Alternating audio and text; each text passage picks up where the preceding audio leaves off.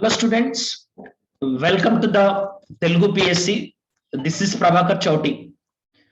మీ అందరికి తెలుసు 28th December అంటే నిన్న ఆంధ్రప్రదేశ్ గవర్నమెంట్ ఏపీపీఎస్సి గ్రూప్ 4 కు సంబంధించినటువంటి నోటిఫికేషన్ రిలీజ్ చేసింది. మీకు ఇప్పుడు స్క్రీన్ మీద కనిపిస్తున్నటువంటి ఆంధ్రప్రదేశ్ పబ్లిక్ సర్వీస్ కమిషన్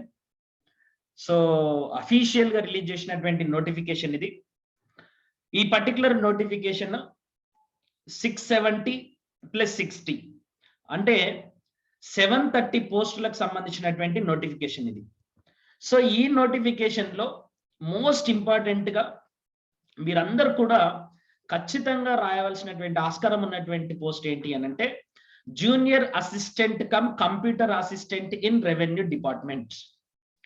ఎందుకు ఈ పోస్ట్ ఇంపార్టెంట్ అంటే ఇంతకు ముందే ఆంధ్రప్రదేశ్ ప్రభుత్వము డిస్ట్రిక్ట్ రీఆర్గనైజేషన్ కి సంబంధించినటువంటి హింట్ ఇచ్చింది కాబట్టి 18 సంవత్సరాలు మాత్రమే ఈ పర్టికులర్ పోస్ట్ కు మినిమం ఏజ్ గా నిర్ణయించబడ్డది. కాబట్టి ఒకవేళ ఇప్పుడు 18 సంవత్సరాలు లేదా 19 సంవత్సరాలలో కనుక ఎవరైనా ఒక వ్యక్తి ఈ ఉద్యోగంలో కనుక చేరితే మరి ఎక్కువ మొత్తంలో ప్రమోషన్స్ కి అర్హత పొందేటటువంటి ఆస్కారం అనేది ఉంది.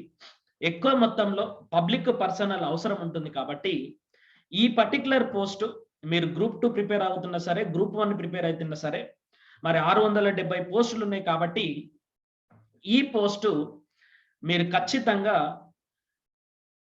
అప్లై చేసి మీ యొక్క సామర్థ్యాన్ని పరీక్షించుకోవాల్సినటువంటి సమయం వచ్చింది. సో కాబట్టి irrespective of the exam to which you are preparing, whether you are preparing for the group 1, whether you are preparing for the group 2, whether you are preparing for the civil services examination, మీరు ఏ examinations prepare అవుతున్నా సరే ఖచ్చితంగా మీరు ఈ particular పరీక్షను మాత్రం రాయండి. So ఇది ఆంధ్రప్రదేశ్ ప్రభుత్వం అఫీషియల్ గా ఇచ్చినటువంటి నోటిఫికేషన్. సో 28th డిసెంబర్ 2021 రోజు రిలీజ్ చేసింది. స్టార్టింగ్ డేట్ వచ్చేసి 30th డిసెంబర్ అంటే రేపే, అండ్ ఎండింగ్ డేట్ వచ్చేసి 19th జనవరి అంటే exactly 20 days of time application కోసం ఇచ్చారు. సో ఈ పర్టికులర్ నోటిఫికేషన్ సంబంధించినటువంటి వివరాల్లోకి గనక వెళ్తే ఈ పర్టికులర్ నోటిఫికేషన్ లో మీకు ఇక్కడ చూడొచ్చు మీరు మొత్తం. సో ఇప్పటి వరకు నేను చెప్పినటువంటి ఇష్యూస్ ఏవైతున్నాయో అవన్నీ కూడా నేను ఇక్కడ క్లియర్ గా మీకు ఎక్స్ప్లెయిన్ చేశాను. సో ఈ పర్టికులర్ నోటిఫికేషన్ లో జిల్లాల వారీగా ఖాళీలు ఉన్నాయి. శ్రీకాకుళం, విజయనగరం, విశాఖపట్నం, ఈస్ట్ గోదావరి, వెస్ట్ గోదావరి ఇట్లా 13 జిల్లాలకు సంబంధించినటువంటి డీటెయిల్డ్ ఖాళీలు కూడా ఏపీపీఎస్సీ రిలీజ్ చేసింది. ఈ 13 జిల్లాలలో జనరల్ కేటగిరీకి కొన్ని పోస్టులు, ఉమెన్ కేటగిరీకి కొన్ని పోస్టులు, ఎస్సీలకు కొన్ని పోస్టులు, ఎస్టీలకు కొన్ని పోస్టులు, ఈబీసీలకు కొన్ని పోస్టులు, ఈడబ్ల్యూఎస్ కి కొన్ని పోస్టులు, తర్వాత మైనారిటీల కోసం కొన్ని పోస్టులు, వికలాంగుల కోసం కొన్ని పోస్టులు. అంటే ఇప్పుడు సపోజ్ శ్రీకాకుళం జిల్లాలో 38 పోస్టులు ఉంటే దాంట్లో జనరల్ ఓసీ క్యాండిడేట్లు హు ఆర్ నాట్ ఫీమేల్స్ ఎన్ని పోస్టులకు ఎలిజిబిలిటీ ఉంది అనేటటువంటి అంశాలన్నిటిని కూడా చాలా స్పష్టంగా నోటిఫికేషన్ లోనే పొందుపరిచారు.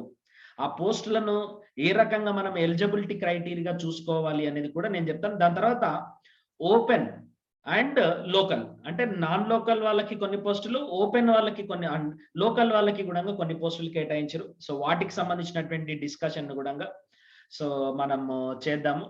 దాని తర్వాత మరి ఈ పర్టికులర్ ఎగ్జామినేషన్స్ కి సంబంధించి అకాడమిక్ క్వాలిఫికేషన్స్ కనుక చూస్తే ఎనీ డిగ్రీ అయితే ఎనీ బ్యాచిలర్స్ డిగ్రీ అన్నాడు.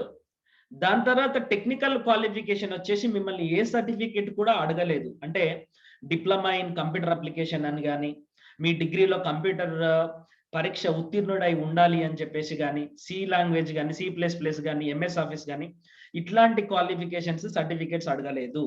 కానీ మీకు కంప్యూటర్ కి సంబంధించినటువంటి నాలెడ్జ్ ఉండాలి. ఏం నాలెడ్జ్ ఉండాలి అని అంటే మీకు MS word, MS Excel, power point presentation ఈ మూడిట్లలో మరి ఉండేటటువంటి ఆప్షన్స్ ని వాడేటటువంటి సామర్థ్యం ఉండాలి. లైక్ ఎంఎస్ వర్డ్ లో మిమ్మల్ని ఒక టేబుల్ తయారు చేయమన్నా, లేకపోతే ఎంఎస్ వర్డ్ లో ఒక పేరాగ్రాఫ్ ఇచ్చి కొట్టమన్నా కూడా దాన్ని కొట్టి వాళ్ళు ఇచ్చినటువంటి ఫాంట్ లో, ఇచ్చినటువంటి సైజులో దాన్ని సరిచేసి ఒక డాక్యుమెంట్ లాగా తయారు చేసేటంత తెలివి మీకు ఉండాలి, ఆ స్కిల్ మీకు ఉండాలి. దాని తర్వాత ఎక్సెల్ సీట్ లో ఒక టేబుల్ ని డ్రా చేసేసి ఆ టేబుల్ ని నిలువు టేబుల్స్, అడ్డం టేబుల్స్, వాటిలో డాటా ఎంట్రీ, వీటికి సంబంధించినటువంటి నాలెడ్జ్, ఏదన్నా ఒక అంశం మీద పీపీటీ తయారు చేయమంటే దాన్ని తయారు చేసేటటువంటి నాలెడ్జ్, దాని తర్వాత మీకు కంప్యూటర్కి సంబంధించినటువంటి బేసిక్ నాలెడ్జ్, ఈ అంశాలను మిమ్మల్ని అడుగుతారు. కాబట్టి ఏ సర్టిఫికేట్ అవసరం లేకుండా మీకు కంప్యూటర్కి సంబంధించినటువంటి నాలెడ్జ్ ఉండాలి. 2, మీకు రిటర్న్ టెస్ట్ ఉంటుంది. రిటర్న్ టెస్ట్ కూడా 2 విభాగాలు ఉంటుంది. ఒకటి ప్రిలిమినరీ రిటర్న్ టెస్ట్, ఇంకొకటి మెయిన్స్ రిటర్న్ టెస్ట్ ఉంటుంది. ఆ రిటర్న్ టెస్ట్ కి సంబంధించినటువంటి సిలబస్ ఏంటి, ఎన్ని క్వశ్చన్స్ ఉన్నాయి అనేది కూడా మనము ఇప్పుడు చూద్దామండి. సో సో ఏజ్ క్రైటీరియా వచ్చేసి 18 years minimum age, 42 years maximum age. అది కూడా జూన్ 1, 2021 వరకు మాత్రమే కన్సిడర్ చేసుకోవాలి. తర్వాత ఎస్సీలకు, ఎస్టీలకు, ఓబీసీలకు, ఈడబ్ల్యూఎస్ కి, హ్యాండిక్యాప్డ్ పర్సన్స్ కి, ఎక్స్ సర్వీస్ మెన్ కి ఏజ్ రిలాక్సేషన్ ఉంది. సపోజ్ ఎస్సీ, ఎస్టీ, బీసీ వాళ్ళకి, ఈడబ్ల్యూఎస్ వాళ్ళకి 5 సంవత్సరాల ఏజ్ రిలాక్సేషన్ ఉంటుంది. తర్వాత వికలాంగులకు అయితేనేమో 10 సంవత్సరాల ఏజ్ రిలాక్సేషన్ ఉంటుంది. ఎక్స్ సర్వీస్ మెన్ కి అయితేనేమో 3 సంవత్సరాల ఏజ్ రిలాక్సేషన్ ఉంటుంది. అంటే ఫర్ సపోజ్ ఒక షెడ్యూల్ క్యాస్ట్ పర్సన్ కనుక ఈ ఎగ్జామినేషన్ రాయాలి అని అంటే 47 సంవత్సరాలు ఉన్నా కూడా you are eligible to write this exam. తర్వాత as far as the salary details are concern, salary details లేకి నేను వెళ్ళను. అప్లికేషన్ ఫీ కూడా 250 రూపీస్ మిగతా జనరల్ గా. తర్వాత ఎస్సీ, ఎస్టీ, బీసీ వాళ్ళకి మాత్రం ఓన్లీ ప్రాసెసింగ్ ఫీ 80 రూపీస్ ఉంటుంది. సో సెలెక్షన్ ప్రొసీజర్ ఎట్లా ఉంటుంది అనేటటువంటి అంశాలని కూడా నేను డిస్కస్ చేస్తాను. ఇది ఆంధ్రప్రదేశ్ పబ్లిక్ సర్వీస్ కమిషన్ యొక్క అఫీషియల్ వెబ్సైట్. ఈ వెబ్సైట్ లోకి కనుక వెళ్తే మీకు ఫస్ట్ అనౌన్స్మెంట్స్ అని ఉంది కదా, ఆ పక్కన 23/2021 అనేటటువంటి ఆ పర్టికులర్ నోటిఫికేషన్ ని క్లిక్ చేస్తే మీకు ఈ పర్టికులర్ టేబుల్ వస్తుంది. ఇది వచ్చేటటువంటి టేబుల్. దాని కింద ఉన్నటువంటి లింక్ ని కనుక క్లిక్ చేస్తే మీకు అఫీషియల్ నోటిఫికేషన్ వస్తుంది. సో ఈ అఫీషియల్ నోటిఫికేషన్ లోనే క్లియర్ కట్ డీటెయిల్స్, లోకల్ అంటే ఎవరు, నాన్ లోకల్ అంటే ఎవరు, అండ్ దీంట్లో మోస్ట్ ఇంపార్టెంట్ పార్ట్ ఏంటి అని అంటే, ఎవరైతే ఈ పర్టికులర్ ఎగ్జామ్ రాస్తున్నారో ఇది డిస్ట్రిక్ట్ లెవెల్లో జరిగేటటువంటి పరీక్ష. ఈ పరీక్ష డిస్ట్రిక్ట్ లెవెల్లో జరుగుతుంది కాబట్టి ఈ డిస్ట్రిక్ట్ లెవెల్లో జరిగేటటువంటి పరీక్షకు సంబంధించి మీరు ఖచ్చితంగా ఒక డిస్ట్రిక్ట్ ని లోకల్ డిస్ట్రిక్ట్ గా ఎంచుకోవాలి. ఒకవేళ మీరు ఆ పర్టికులర్ ఎంచుకున్నటువంటి డిస్ట్రిక్ట్ లో లోకల్ కనుక కాకపోతే నాన్ లోకల్ అవుతారు, మీరు ఉద్యోగాన్ని కోల్పోయే ప్రమాదం ఉంది. సో ఎవరు లోకల్, ఎవరు నాన్ లోకల్ అనేటటువంటి అంశాన్ని కూడా మనము డీటెయిల్డ్ నోటిఫికేషన్ నుండి మనము